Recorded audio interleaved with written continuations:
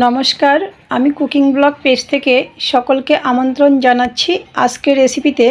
আজকের রেসিপি রুই মাছের মাথা আলু দিয়ে বাঁধাকপি রান্নার রেসিপিটি সম্পূর্ণ দেখার অনুরোধ রইল। চলুন দেরি না করে রেসিপিটি শুরু করা যাক। চুলা অন করে একটি পাত্র বসিয়ে দিয়ে দিয়েছি পরিমাণ মতো তেল গরম হওয়ার পর দিয়ে দিয়েছি লবণ হলুদ মাখানো রুই মাছের মাথা। তো আপনারা রুই মাছের মাথার পরিবর্তে যে কোনো ধরনের বড় মাছের মাথা কিংবা চিংড়ি মাছ দিয়ে রান্নাটা করে নিতে পারেন। মাছের মাথা ভাজি হয়ে গিয়েছে, নামিয়ে নিয়েছি। একই পাত্রে দিয়ে দিয়েছি আলু কিউব করে কেটে রাখা, দিয়ে দিয়েছি স্বাদ মতো লবণ, পরিমাণ মতো হলুদ গুঁড়া। নাড়াচাড়া করে আলুটা ভেজে নেব। ঢাকনা দিয়ে দিয়েছি।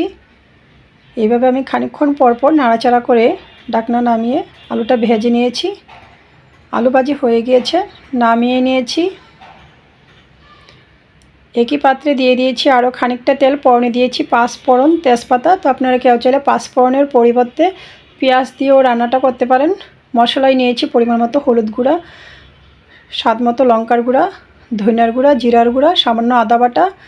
ফোড়নটা ভাজি হওয়ার পর মশলাটা জল দিয়ে গুলে দিয়ে দেব।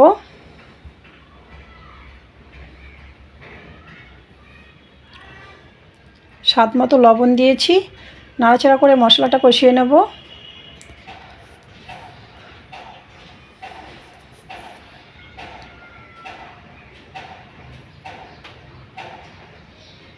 স্বাদ মতো কাঁচা লঙ্কা দিয়েছি।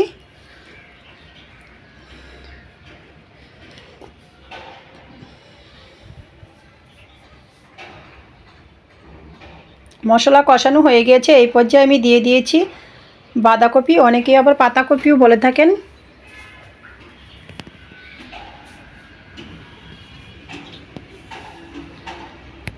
এই পর্যায়ে আমি দিয়ে দিয়েছি ভেজে রাখা মাছের মাথা। চামচের সাহায্যে মাছের মাথাটা ভেঙে ঢাকনা দিয়ে দিয়েছি। ফিরে আসছি খানিকক্ষণ পর, নাড়াচাড়া করে নিচ্ছি।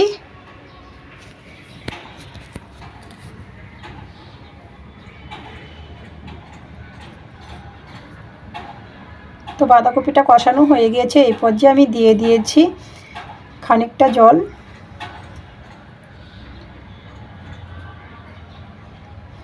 ঢাকনা দিয়ে খানিকক্ষণ রান্না করে নেব। ফিরে আসছি কয়েক মিনিট পর, ঢাকনা নামিয়ে দিয়ে দিয়েছি ভেজে রাখা আলু, এলাচি দারচিনি পাউডার একসাথে গুঁড়া করা। ঢাকনা দিয়ে আরও 3 থেকে 4 মিনিট রান্না করে নেব।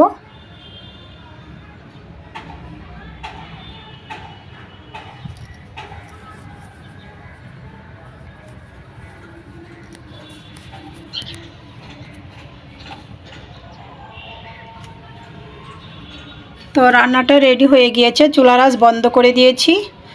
গরম ভাত, রুটি, পরোটার সাথে পরিবেশন করতে পারেন। আমার রেসিপিটা ভালো লাগলে আমার ফেসবুক পেজটা ফলো, ইউটিউব চ্যানেলটা সাবস্ক্রাইব করবেন, সাথেই থাকবেন। সকলকে ধন্যবাদ।